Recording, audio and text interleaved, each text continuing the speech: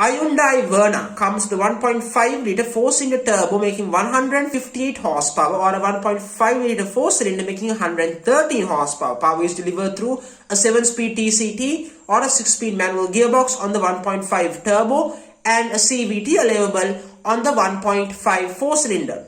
Non-turbo comes with dual 10.25-inch screens, heated and ventilated seats, ambient lighting, a power sunroof, and a power driver seat, and wireless charging, and most standard features are available.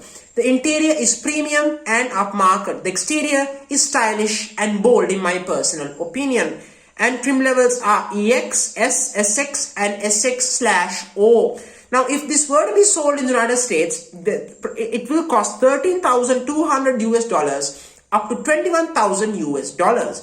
Compared to its rivals, the Honda City and the Honda Fit and the Hyundai i20, the European spec Toyota Yaris, it destroys them in my personal opinion. A major achievement by Hyundai and Kia. It's even better than the Skoda Slavia and its VW equivalent. So well done Hyundai. You have an excellent product indeed. So well done Hyundai.